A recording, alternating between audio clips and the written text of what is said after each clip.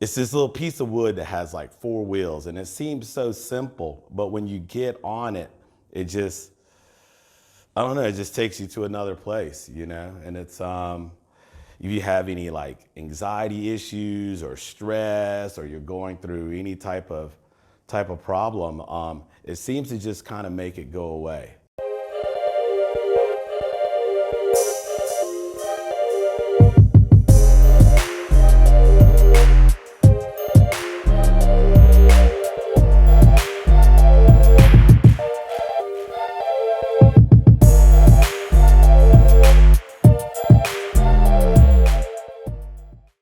It was so new in the 80s for us, for where we were in South Carolina, that there was no older skaters at that time that I knew of, because I hadn't really gotten into the culture of skateboarding. I'm just a 12-year-old kid that's got a skateboard and he's just riding it. I didn't even know anything else about like ramps and skate parks and any of that.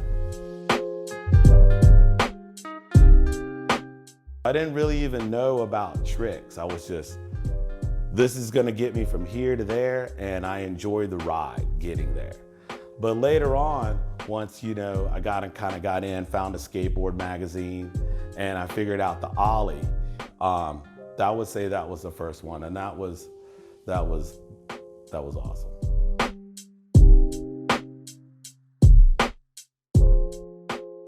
I saw a little racism. You'll always see it in sports, and maybe heard some things like that from kids or at school, but not too much.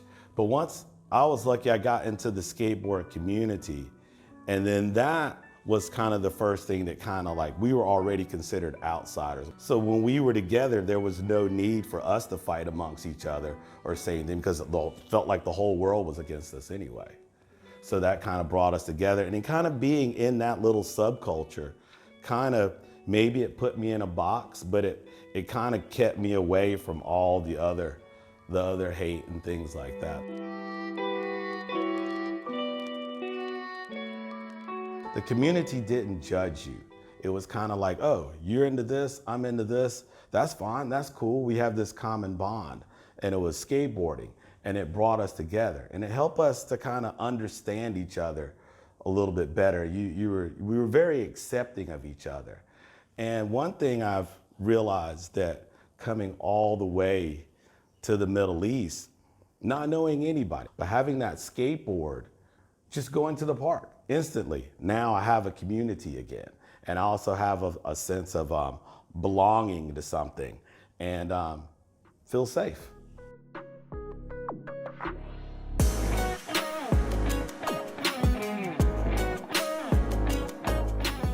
Saturday Warehouse is no longer around anymore, the actual Saturday Warehouse. There was a park that opened, not gonna name any names, but they were abusing the skateboard community.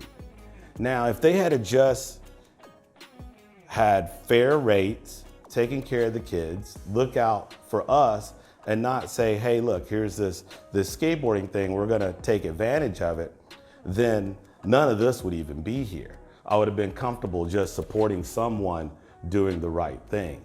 But being that I saw that, and that they weren't doing maintenance at the park, and they had high prices, that actually made me decide to open up a skate park. Because I was school teaching at the time. I had started a skate camp with my school.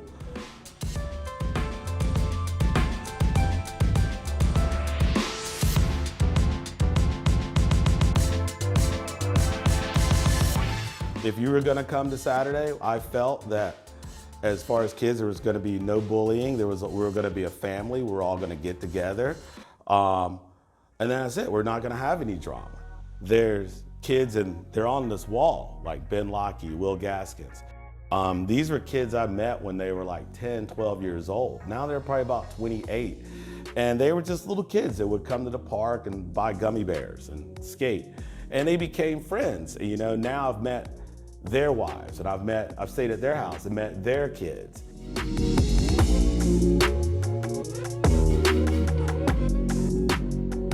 It is part of my identity, as far as like, when people see me, they're like, oh, that's John D, that's Saturday. Yeah, it's something I've created out of a passion and love, and something that I feel is a catalyst that I can help kids also have that same passion and love that I have for skateboarding.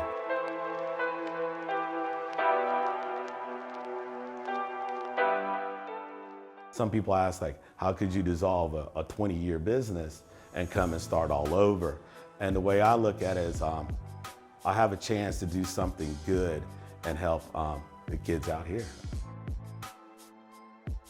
The hardest challenge is just being away from family and friends. You know, I've had friends that I created with skateboarding and friends outside of skateboarding. I've had these friendships about 20, 30 years. To leave them, you know, especially going on this side of your age, yeah, that's been about the most difficult part of it. This is a skate shop, whereas my business in the States was a 15,000 square foot indoor skate park, you know, and the popularity and the notoriety that came with that was amazing. But I can't look backwards. You know, I'm looking forward. And every day a kid comes in and their skateboard's broken and they don't have the slightest idea how to fix it, and I can change that, and I see a smile on their face that now that they can skate. Yeah, that makes it all worthwhile.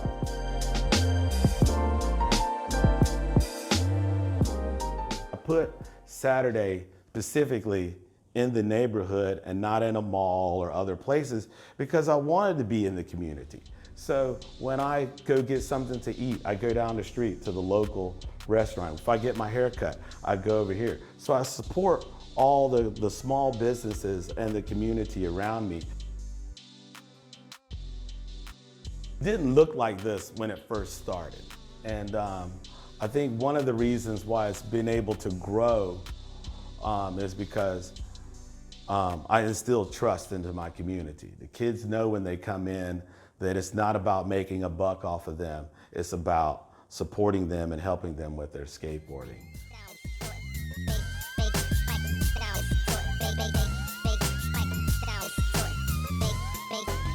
It sound right, boy. Every time someone comes in, that's a potential friend.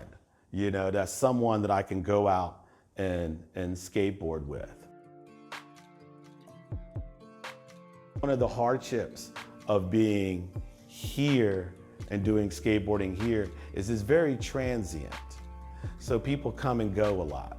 So the idea that in the States, I started skating with you in 2010, is 2022 coming on that. We're still skating 11 to 12 years later. I am building relationships. Sometimes there's a little language barrier, culture barrier a little bit. But yeah, still building friendships. They feel like kids feel that they can come by and, you know, talk to me about their studies or maybe something going on in life. The same way with adults. I've had grown people come and vent sometimes, you know, and I think that in itself makes me feel that because it's not just a skate shop. It's not just here to sell stuff. It is part of the community, but I would like to see the community to grow together more as a whole with all the different nationalities to be able to come together. I think that would be awesome.